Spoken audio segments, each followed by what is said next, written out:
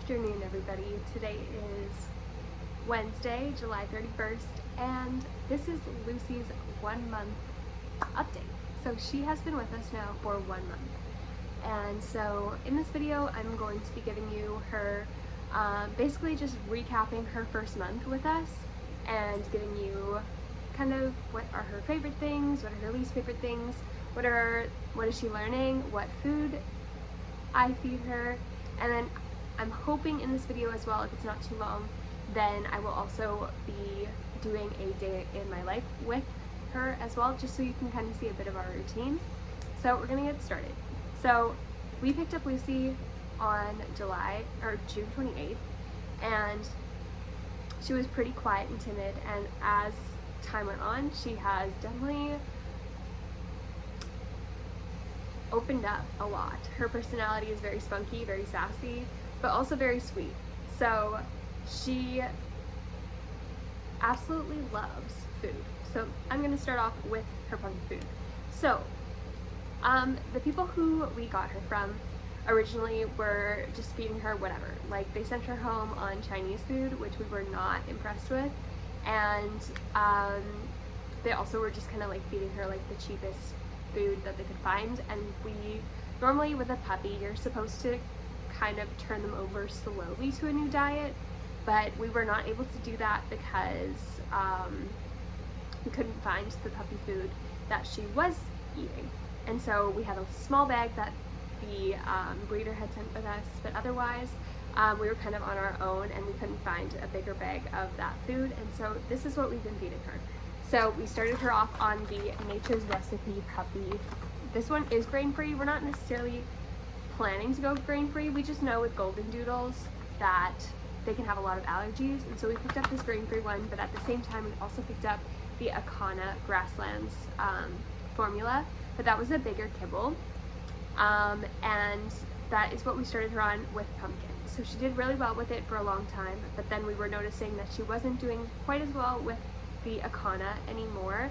We think that maybe the kibbles were just too big for her, and she also wasn't like chewing her food properly, and so sometimes it would come out whole and sometimes she would vomit it whole. But we do have her on a slow feeder, and that has helped. But because she wasn't tolerating the Akana, we switched over to the Open Farm puppy, and this is the chicken, salmon, and ancient grains. So as you can see, this one has grains in it, and this one is a grain-free. So we do a little bit of both. We do about 1/3 of a cup of each right now, 4 times a day, but we will be switching her to 3 times a day once we can get her up to 3 cups total. That is kind of the amount for her age.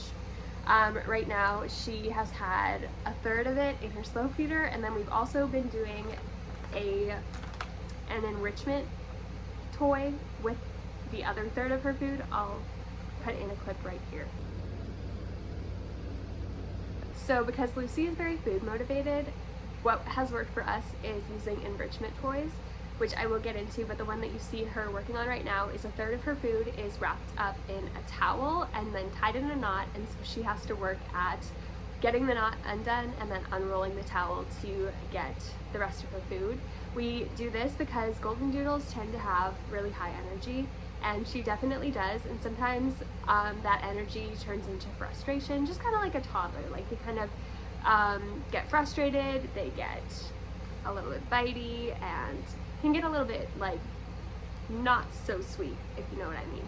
And so doing an enrichment opportunity kind of gets her energy out and also helps calm her down a little bit, and so this kind of leads her into her nap time.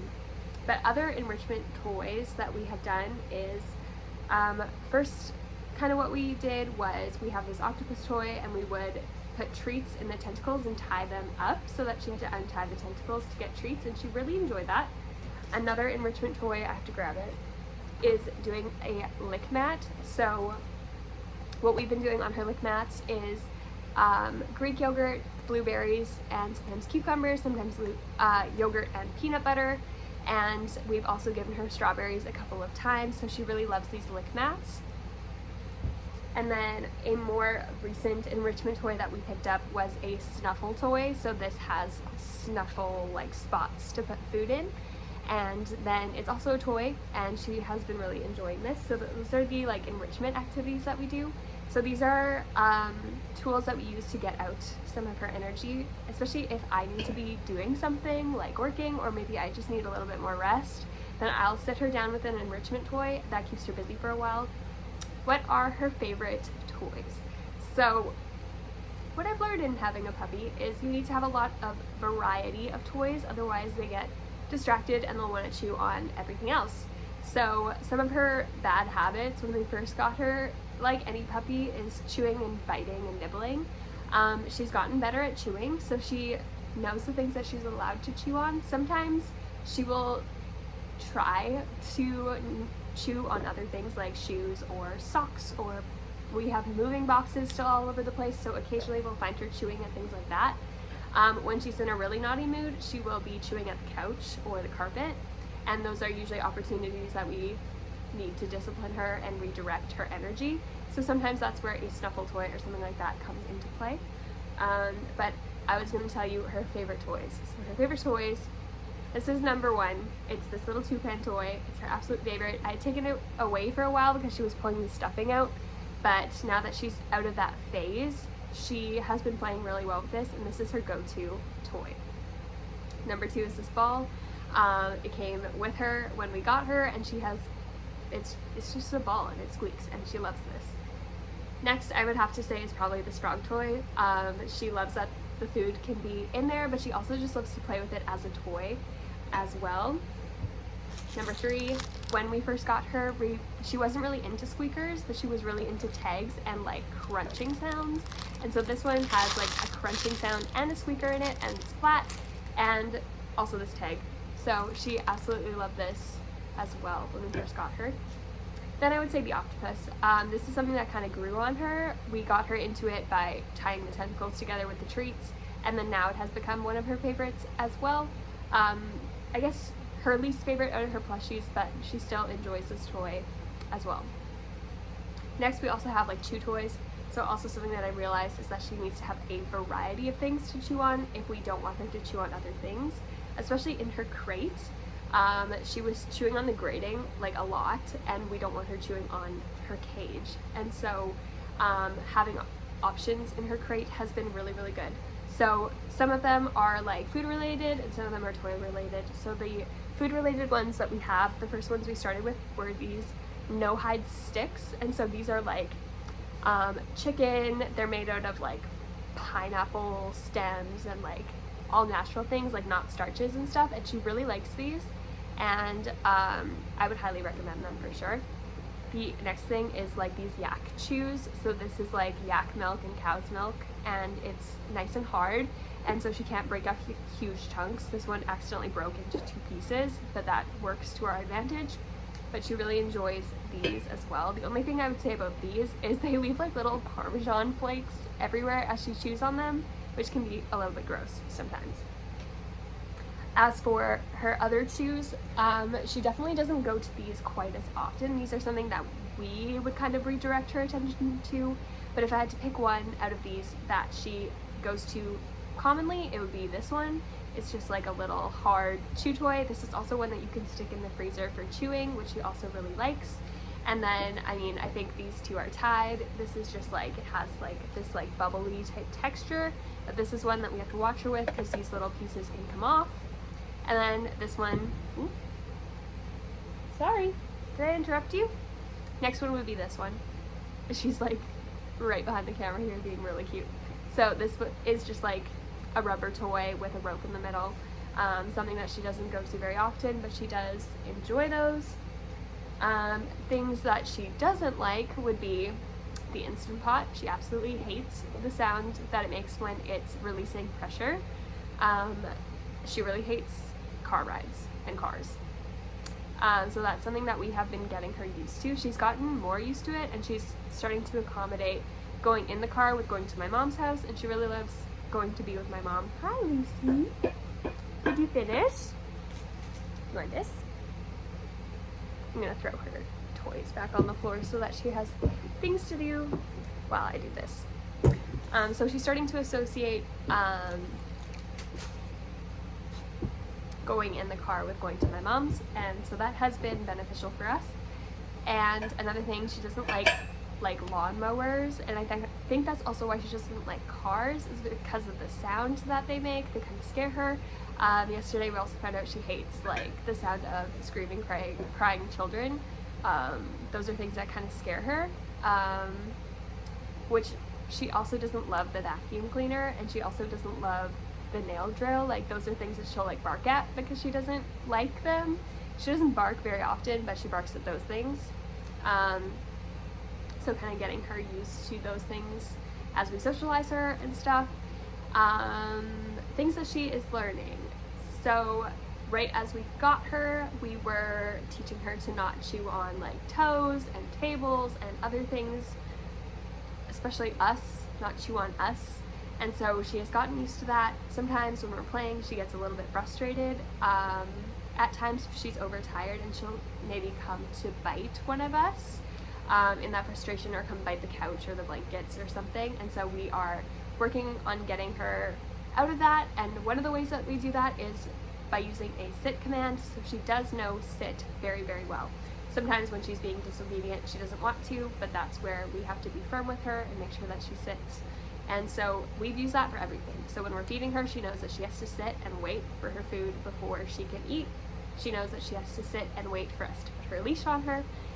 She knows that she has to sit and wait if she is getting frustrated with playing a toy, like if we're playing fetch. She's not allowed to just jump and bite at me to get the toy. She has to sit and wait until I throw the toy, because she's gonna be a big dog, and I have a very fragile body, and I can't have her jumping and biting at me when she's big. It might be cute when she's little, but that's something that we're trying to nip in the bud while she's little, because I don't want her doing that when she's big, because then she could really injure me. But yeah, overall she's been super sweet. Some of the things that we use kind of as, like, they say there's a lot of things on the internet about discipline, and I see it as you need a mix. You need a mix of positive reinforcements and a mix of like discipline. So some of the things that have worked for us is at the beginning, when she was super excited, she would like jump and nip at us. And something that has worked for us is at the beginning, just ignoring her when she did that, like either leaving the room or turning around and like crossing her arms and like ignoring her, like blatantly ignoring her. Then she would stop nipping at us, and when she was calm, we would continue to play with her. But now those techniques don't really work because she continues to like nip sometimes for attention, and so either removing her or removing us. Typically when she's getting frustrated and is biting at me or biting at the couch or biting at things she's not supposed to, and is going on a bit of having a bit of a temper tantrum, we have used her crate as a place to calm down. And so we'll bring her to the crate and we will wait until she's calm before we will take her out. And so we do monitor in there so that she's not just going crazy, but she has learned that barking and whining won't get her out. It's once she has calmed down and she's lying down, and then we have given her consent to leave the crate, then she's allowed to continue playing, and that has been working so far. Other things that she knows place, which you will see in our day in the life. We use place when we're in the kitchen. We have this, her baby blanket actually. We use this when we are in the kitchen. If I'm cooking or eating something, we don't want her jumping up on us when we are preparing food or eating. She's found these food bags right now, so you can't have that right now. So she has learned how to place, and that has been super helpful for us, because then she's not wandering and getting into things in the kitchen. She's staying put. These are her treats that we use for place. And right now, hey, sit.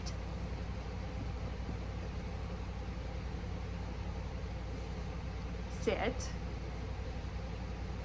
Good girl. So we use these treats as a motivator when we are teaching her skills.